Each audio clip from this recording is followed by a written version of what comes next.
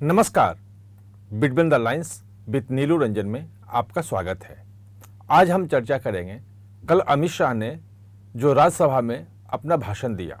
2 घंटे के भाषण में उन्होंने बहुत सारी चीज़ें कहीं, लेकिन जो हिंदी पे उन्होंने बोला वो पूरी तरह से स्टालिन की हवा निकाल दी, उसको एक्सपोज कर दिया कि स्टालिन किस तरह से भाषा का जहर फैला रहे हैं, क्यों फैला रहे हैं, उसके पीछे उनकी मंशा क्या है, उनके जो तमिल प्रेम है वो कितना झूठा है, ये भी उन्होंने साबित कर दिया।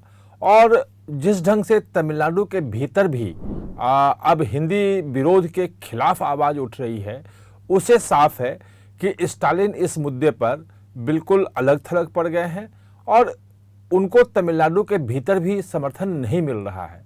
और कल जिस ढंग से अमित शाह ने एक्सपोज किया उनको, वो साफ साफ है कि स्टालिन के लिए हिंदी विरोध के मुद्दे के आधार पर अब अगले साल जो विधानसभा चुनाव होना है उसको मतलब कह सकते हैं कि उसमें मुद्दा बनाना या उसको जीतना आसान नहीं होगा। हिंदी वहाँ मुद्दा नहीं बन पाएगा, ये साफ हो गया है। और कहीं ना कहीं हिंदी विरोध के नाम पर स्टालिन खुद भी इसमें फंस गए हैं। दरअसल अमित शाह ने जो कहा वो ये कहा कि इनका तमिल प्रेम जो है वो बिल्कुल बेकार चीज़ है, वो तमिल से कोई प्रेम नहीं करते हैं, इनके अपने आर्थिक हित जुड़े हुए हैं और इसीलिए ये तमिल भाषा को ही बढ़ावा नहीं दे रहे हैं। और उन्होंने बताया कि दरअसल 2 साल पहले प्रधानमंत्री नरेंद्र मोदी ने ये शुरू किया था कि मातृभाषा में मेडिकल और इंजीनियरिंग की पढ़ाई हो। केंद्र सरकार कहती रही, लेकिन वहाँ तमिलनाडु में तमिल में मेडिकल इंजीनियरिंग की पढ़ाई शुरू नहीं हुई, उसके लिए कोई प्रयास भी शुरू नहीं हुआ। कुछ दिन पहले उन्होंने चैलेंज किया था कि आप करके इसे दिखाओ। अब उन्होंने कहा है अमित शाह ने कि दरअसल ये इसलिए नहीं कर रहे हैं कि उनके आर्थिक हित जुड़े हुए हैं। आर्थिक हित कैसे जुड़े हुए हैं कि उनके जितने नेता हैं उनके मेडिकल इंजीनियरिंग के कॉलेजेस हैं अंग्रेजी में, और उन कॉलेजेस की मोटी फीस आती है, उनकी कमाई होती है। अगर तमिल में वो शुरू करेंगे पढ़ाई सरकारी मेडिकल कॉलेजेस में, तो तमिल के जो बच्चे हैं वो उसमें जाएंगे और कहीं ना कहीं से उनको उसका आर्थिक नुकसान होगा। तो साफ साफ है कि जिस तमिल भाषा की, जिस तमिल प्राइड की, तमिल गौरव की बात कर रहे हैं स्टालिन, वो खोखला है, उसमें कहीं कुछ दम नहीं है, क्योंकि तमिल में वो इंजीनियरिंग और मेडिकल की पढ़ाई शुरू नहीं कर रहे हैं। इसके साथ ही उन्होंने जो कहा कि तमिल का विरोध कोई कर ही नहीं सकता है। जितनी भी भाषाएं हैं वो सब भारतीय संस्कृति का गहना है, सब जो है समान हैं, एक दूसरे की पूरक हैं और कोई किसी का विरोधी तो है ही नहीं। एक बात और उन्होंने कही जो बहुत मारक है स्टालिन के लिए, कि हजारों किलोमीटर दूर ब्रिटेन की भाषा जो है अंग्रेजी, जो यहाँ आई ब्रिटिश साम्राज्यवाद के साथ, उपनिवेशवाद के साथ भाषा आई, उससे तो आप प्यार कर रहे हो, उसको तो अपना रहे हो, और हिंदी का सिर्फ विरोध कर रहे हो। और क्यों कर रहे हो हिंदी का विरोध? उसका कोई कारण वो बता नहीं पा रहे हैं स्टालिन कि हिंदी का विरोध क्यों कर रहे हैं। और स्टालिन को तो सीधी चुनौती वहाँ के जो जोहो कॉरपोरेशन है, उसके जो सीईओ हैं श्रीधर वेम्बू, उन्होंने दे दिया। जब उन्होंने ट्वीट कहा कि भाई हिंदी जो सीखना है उसको राजनीति से दूर रखना चाहिए, और हिंदी में उन्होंने ट्वीट करके कहा कि आइए हिंदी सीखें, यानी कि सीधे जो तमिलनाडु के लोग हैं उनको हिंदी सीखने के लिए उन्होंने उनका आह्वान कर दिया कि तमिल के लोगों को हिंदी सीखना चाहिए। उसके बहुत सारे कारण दिए, बहुत सारे ट्वीट उस पर किए, और उसमें जो प्रतिक्रिया थी वो मिश्रित थी, और बहुत सारे लोग जो हैं वो वेम्बू के समर्थन में आके दिखे। तो लगातार जो है स्टालिन इस मामले में एक्सपोज हो रहे हैं।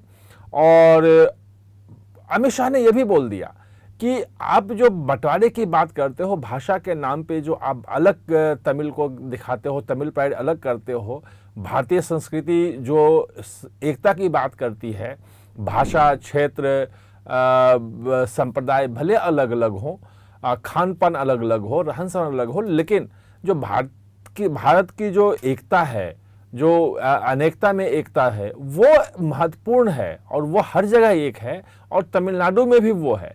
इसीलिए तमिलनाडु को तमिल के नाम पे अलग करने की बात, ये कहीं से उचित नहीं है। और उन्होंने उदाहरण दिया कि वो खुद गुजरात से आते हैं, गुजरात में गुजराती बोली जाती है, वो तमिल का या गुजराती का विरोध कैसे कर सकते हैं। और निर्मला सीतारमण का उदाहरण दिया कि निर्मला सीतारमण तो खुद तमिलनाडु से आती हैं, तो वो तमिल का विरोध कैसे कर सकती हैं, कैसे कोई सोच सकता है।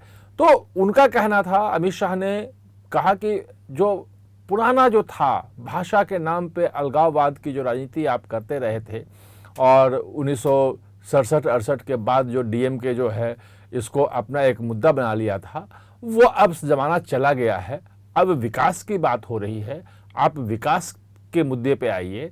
और जो करप्शन आपका है, जो भ्रष्टाचार है, जो लूट है, वो तमाम मिस गवर्नेंस है, वो उसको छुपाने के लिए आप भाषा की आड़ ले रहे हो, ये कहीं से उचित नहीं है। तो कुल मिलाकर आप देखें तो कल जो अमित शाह का भाषण था वो स्टालिन का जो हिंदी विरोध है उसको पूरी तरह से एक्सपोज कर दिया। एक बात और जो बड़ी वो है मायने रखती है कि जिस ढंग से उन्होंने जो बजट था वहाँ का तमिलनाडु का, उस बजट में रुपये का जो सिंबल था उसको बदल दिया।